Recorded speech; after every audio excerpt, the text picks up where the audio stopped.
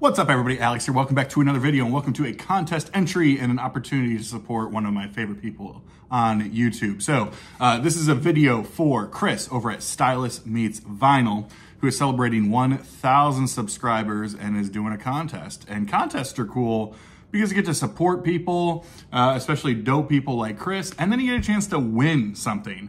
And Chris is putting some Canadian money where his Canadian mouth is, with something like $100 Canadian dollar gift certificate to Amazon, which I think equates to about $8.43 American. So that'll get me like a beer or two, maybe. But really, it's not about winning. It's about supporting other people and showing some records. And this is a cool contest. This is his like around the world contest. So a lot of people have jumped on this, but the rules were pretty easy and cool, which was show a record that represents each continent, and then a special shout out to Canada specifically, as Chris is up there in the Great White North, as well as a channel shout out. So I'll do the channel shout out first. I'm going to shout out Dave over at M Fidelity, a fairly new channel who's been posting a lot of great content recently. I think he's out west, maybe the Bay Area, or at least California. But I think his original home is here in Ohio, so that's kind of cool.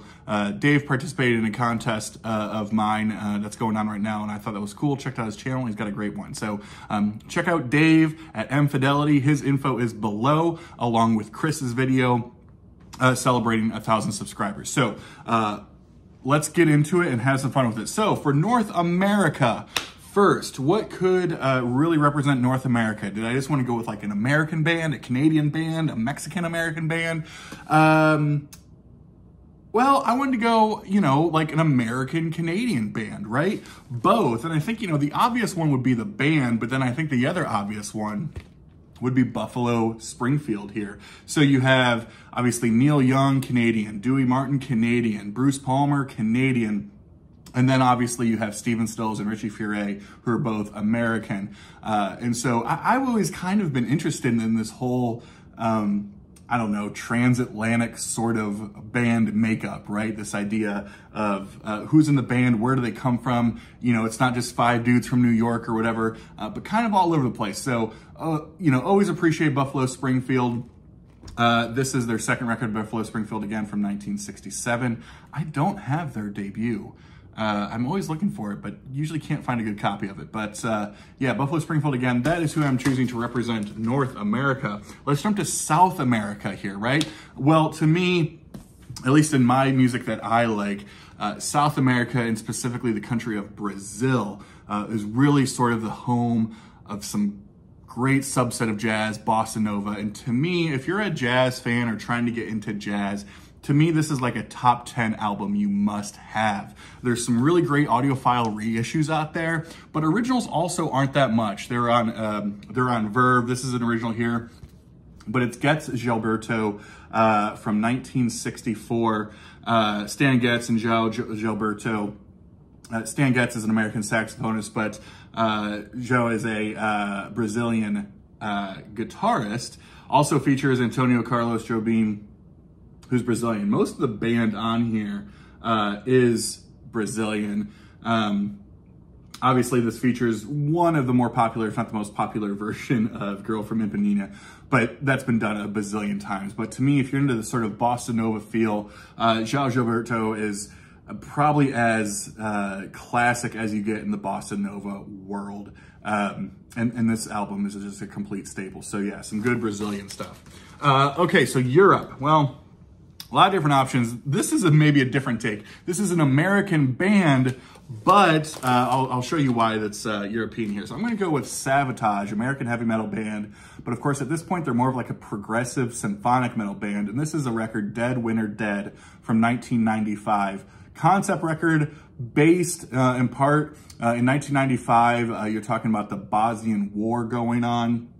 And this is based on sort of the Bosnian War. You have, you know, kind of, you know, girl, boy from different sides. And you have this whole idea, there's bombs going off everywhere. People are dying, which makes for a great concept record all the time.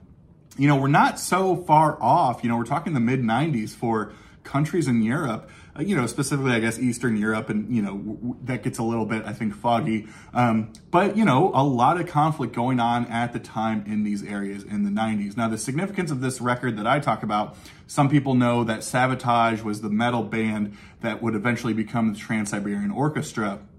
And this was the record specifically that got him there because it features the song Christmas Eve, Sarajevo 1224, which has since become one of the biggest, highest selling Christmas songs of all time. And it's actually a Sabotage cut. Now, what's kind of funny about this is that in the actual story and the concept itself, that song that has become like this Christmas song that's played every year a bazillion times, that song is representing a tragic moment in the story itself where the cello player, the cellist who sort of represents peace and unity and all these different things, is killed in the square, and his cello is just completely, he and his cello are covered in bombs and dust and blood. And it's like this terrible moment in the story, but it's since become one of the most famous Christmas songs ever. So yes, the Trans-Siberian Orchestra came out of this record, and the further nerdiness on this is that Chris Caffery and Al Petrelli were the two guitarists on this.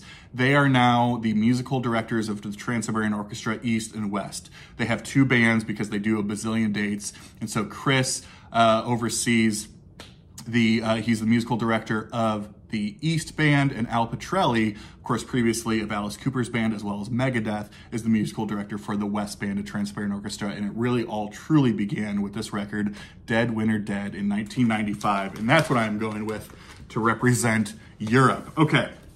Where are we going to go next? Let's go to the great continent of Africa. Well, to me, I don't have a ton of African bands. Osabisa would have been the obvious one that I could have pulled, but I'm going more jazz here, and I'm going with the record Africa Brass from John Coltrane, 1961. I believe his first on Impulse at the time. In fact, this is Impulse A6, and so very early catalog number. But the whole idea here with this whole Africa Brass thing is he's working with his standard quartet that he was working with at the time, but they beefed up a lot of the other instrumentation to sort of give it this big band sound, a much wider sound. Apparently this was ripped completely upon its release, but it has since gathered some much stronger, I guess, reviews. To me, it's a great album, Coltrane, before he started going real wacky, obviously, in the mid to late 60s. I forget what pressing this is. Is this an original? No, I think that's a later reissue somewhere on Impulse. But yeah, Africa Brass, 1961 on Impulse. That is my pick for Africa.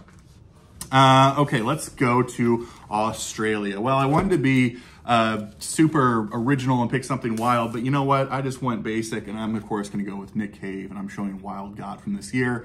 This will rank somewhere near the top for my album of the year, but where will it rank? Who's to say? Well, I'm to say, and I'll post a video about it. But yeah, I'm a huge Nick Cave fan, obviously from Australia. I know he's not for everybody. I've sort of bought into his stuff. I don't know what it is. It speaks to me in a weird, sorrowful, dirgy way, which is kind of my thing, I guess. But yeah, my favorite Australian artist is definitely Nick Cave, and this is Wild God from this year. And yeah, a great record. Okay, so Antarctica, right? This is the fun one. There were some ideas that I had of showing Fleetwood Mac's Penguin, you know, some other fun different things, but I'm going to show it too for here because I think it's kind of funny. Okay, so I'm showing this one. Come on now, sleeve. I'm showing this one. I'm going to show Spock's Beard Snow, the live. The actual, this is like the live from Morse Fest or whatever, so many years ago. The actual vinyl of this is like $300, but send it to me if you want to be cool.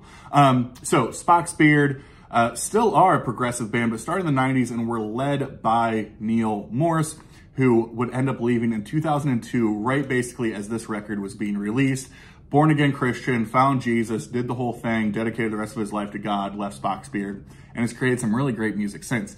But this is a whole concept record, very, very Lamb Lies Down on Broadway influenced, and is sort of his transition into Christianity and all that good stuff. So I'm showing this because it's snow. Now, if you want to get into like the weird stuff of Antarctica, apparently it only snows sort of on the coasts. Once you get way inland, apparently it doesn't snow at all because there's no precipitation or something. Now, if that's not good enough for you, Chris, okay, I'll also show this, Frank Zappa, Roxy, and Elsewhere. Why do I show this? Because it opens up with the great classic song, Penguin in Bondage. And if someone's gonna take Fleetwood Mac Penguin, I will raise you putting that motherfucking penguin in bondage. And that's where we're at there. So there's your Antarctica. And last, or not last, let's go to Asia. You know, a lot of different things you could have shown here, but I want to give a shout out to my boy, Peter over at Music is a Journey, who sent me this record from Japan. It is a Japanese 80s heavy metal band, and it's an original Japanese pressing, and that is the debut from Earthshaker. OB and all, looking dope, looking cool. This is great stuff. And of course, you know, when you talk about Japanese metal, you're talking about the big 3 or 4 out of the 80s at the time, but then that is a whole other world that doesn't get talked about, but when it does, it's a complete deep well. But yeah, Earthshaker, their record, I think it was 83, maybe? Yeah. 1983, Japanese 80s heavy metal band, good stuff. And then last, and of course not least, let's give a shout out to Canada. Now there's a lot of different Canadian artists could have shout out here, but I haven't shown this one a lot, and I think truthfully, right, when you talk about underrated guitarist or underrated drummer, whoever, right, we talk underrated, and to me, I'm always like, I go to like technical skill. And I know that's not like the best way because you want to talk about like creativity and imagination and expression and art, you know, all this different stuff. But to me, I'm thinking, who is out there that is technically brilliant and just people just don't talk about enough at all?